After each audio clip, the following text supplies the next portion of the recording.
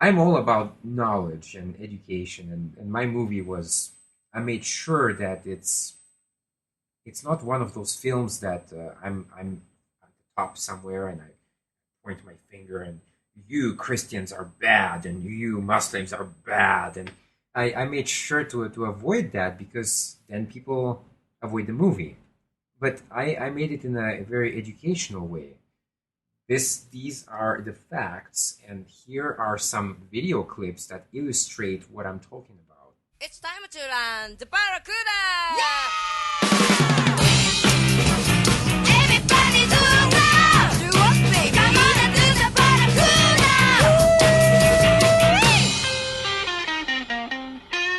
GTAY viewers, this podcast was brought to you by Karma Cola, the chill out drink. Sit back, relax, and eat some ramen radon. On today's podcast, I speak to talented and layered filmmaker Evgueni J.C. Goloubev about his new documentary feature film Requiescat in Pace, a frozen frame film productions epic which I was lucky enough to help film a couple of years ago. So as I am lucky to catch JC at his Yokohama home in Japan to break down the film and talk about his Age of Reason podcast. Over to you, JC. JC All Goloubev. right. Yeah, Did I pronounce you right you again did, this you time? Did, you did. Perfect. Yeah, that's right. This isn't a Age of Reason podcast, and it isn't a Frozen Frames production. I'm here from Australia, and I met you a couple of years ago. For you to return on my podcast show Yeah. for the second time. How are you? Good. Yeah, and you in fact came back on mine last week, so we keep exchanging. And it was good. You know, I said to you on your podcast that we just did the second time that you were the one that inspired me to start my own show. Right. And it has changed my entire life. So when I helped you film your film, which is so cool to say, but it's better when you say it, Requiescat in Pace. Requiescat in Pace. See, I can't say it still. Well, it's Italian, so. Please say it again. Requiescat in Pace. Nice. Very nice. Well, when, I answered a call up in the internet to help you film, and, I was like, what's this guy doing in the middle of Japan, and what are we filming? And then, and we made some tape that day, and then yes, you said, hey, what about on Friday you come along and help me with this new podcast idea? Yeah. I'm pretty sure we actually spoke about this in the last episode. Yes. Potentially, but I like to tell people when I speak to them on my show how they inspire me. Right? Yeah.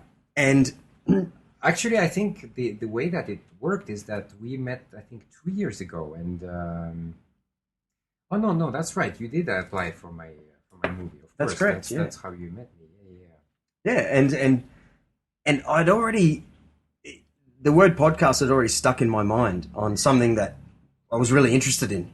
Yeah. And when I found someone I actually, like a real person that was doing a podcast, I remember going almost sneakily, like, oh my God, here's a chance for me to secretly get some information. Right. And I even took some photos around this room. Yeah, around some room. And a little, at the time I'm thinking, I'm definitely going to, absorb these photos. Here is a guy doing it himself. Right. Okay, and of course you've been doing this stuff for years in film schools, and Requiescat in Pace. Yeah. Is that the Australian way we can pronounce it? I don't know. I know. Italian is only one way to pronounce it. They don't mess around, the Italians. So. Yeah. I mean, I'm studying Italian for almost 2 years now. I still can't really speak it, and I'm under no illusion. It's normal. You can't magically start speaking a language, especially if you don't live in that country anyway. So. That's right. If you're not dropping into old mate down in the corner at the shops and speaking that little bit of language that becomes second nature, which I'm starting to do in Japan a little bit. Because around me and my family, it's just 100% Japanese. Yeah. And am I right? You choose to listen to it or you don't. And lots of times you just don't. Yeah. Oh, yeah. I remember when I was young, my father had a concreting friend from Yugoslavia, and his father would help him do the concreting. And my father would go, he's been in Australia for 49 years, and he still can't speak the language. Right. Which for anyone, you can imagine, that sounds insane. Yeah. But it's as simple as that. Yeah. Your mind actually chooses to listen or not. Yeah. And you're right. You'll need an Italian friend to really. Well, you've actually seen a part of the film, and you know that, for example, in the introduction, I actually speak in Latin, and I actually didn't write that. It actually comes from a mass or something like that. It's a passage, so it's a defined passage. I just had to read it, but you still have to read it the right way, because if you don't, then the Italians will go like, hold on a second, you read that wrong. So right, that was actually going to be one of my questions, whether that was you. It was that is you speaking that script at the very start of this great film. Thank you. Okay, so yeah, I know I'm getting to it slowly. Yeah. But I do that. I've actually asked you this time around to speak about your film, because though I did help you out there, it is out now. Yeah. But I only saw it for the first time last night, and I told you instantly, I'm 10 minutes in and I cannot stop. JC, It's been an hour and a half. I haven't even, I'm still thirsty. I haven't left for the kitchen at all. So I'm over the moon that my name is on that. I can't believe I want to thank you straight away to say that you put my little name in the little at the front there to help with on the cameras, because it's a great piece of art. Yeah. And it does start with you speaking Italian. I want to congratulate you, because what a legacy to leave behind. People talk about all the time about what they do with their lives. Sure. And we know for a fact in Japan here that, you only have to be on a train to you start to look at people. What are they doing with their life? Like, from my experience, not that much, apparently. I don't know. I don't find the people here very exciting. And I don't think again, this is my opinion. I could be completely wrong.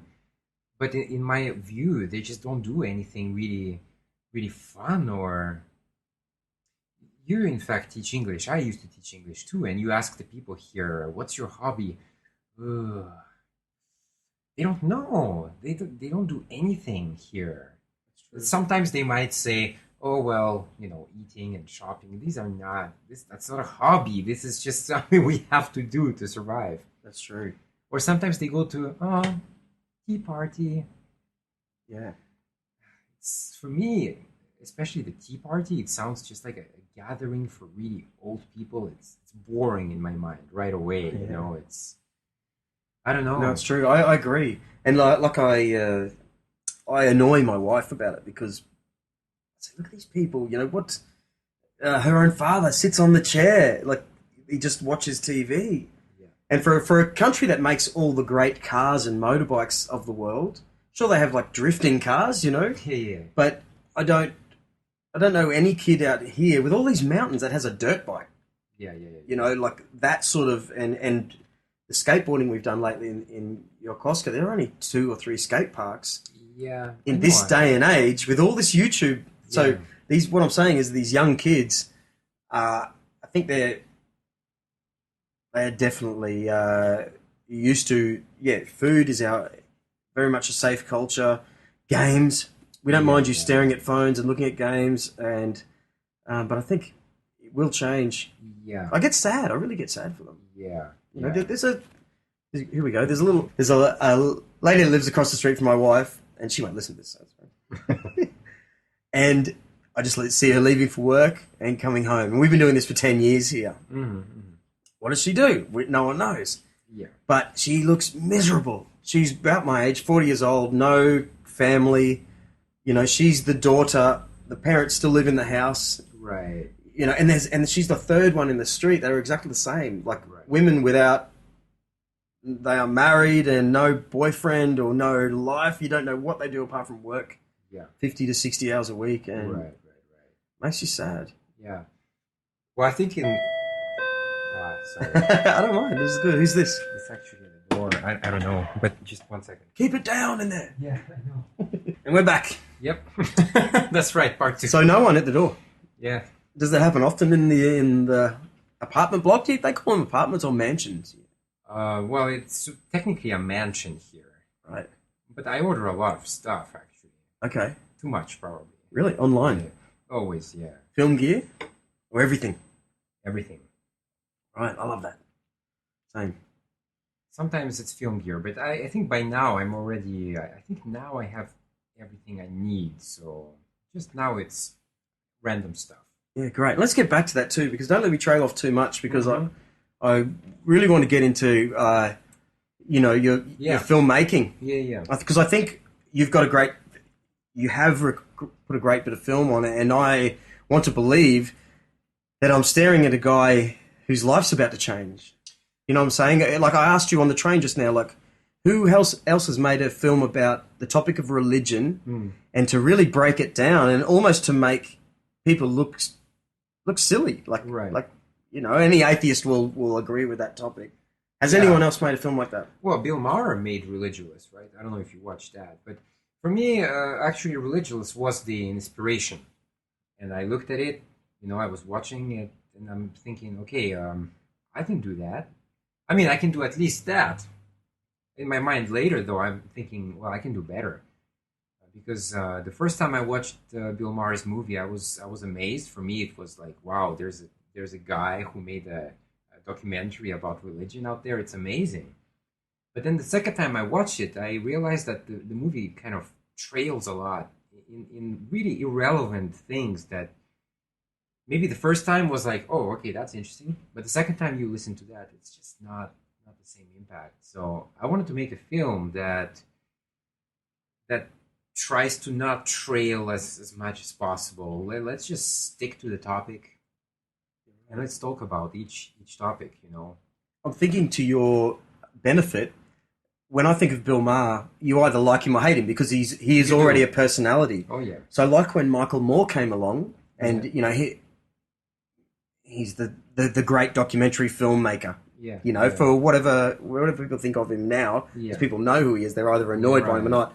Well, you're that guy. Yes. No exactly. one technically knows who you are, and you've made an epic Yeah. with a huge topic. Yeah. My question is: are you ready for a storm of hate from the religious, and but be boasted up by everyone to say, "Thank you, JC. You've made something we can all agree with."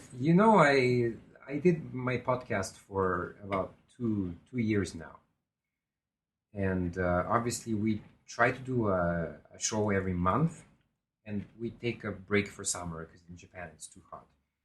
But I run a big page on Facebook. There's almost 15,000 likes on it. That means that 15,000 people technically can see everything that I post on it. Doesn't mean that they will click or something like that, but at least it appears on their feed. So I think those 2 years kind of trained me for what you're talking about. Okay. I actually never, so far anyway, I've never had a death threat.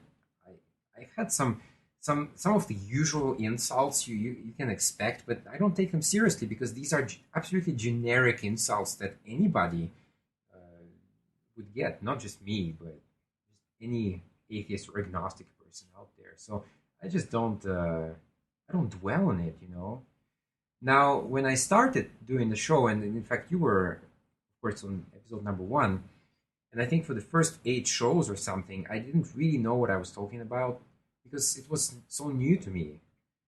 I'm not exposed to it at all, so I haven't really read the Bible back then. Definitely not any other holy book. So people picked up on that, and they were like, you don't know what you're talking about. And I had no defense back then. It's like, well, yeah, they got me there. I really don't know what I'm talking about. But, this is normal. You start a new project. It takes time to get into it. It took maybe 8 or 9 shows to really iron out the structure of the show. And you've been on the last show. You've seen probably the transformation was in front of your eyes from the first show to now. when the first show we were both kind of panicky and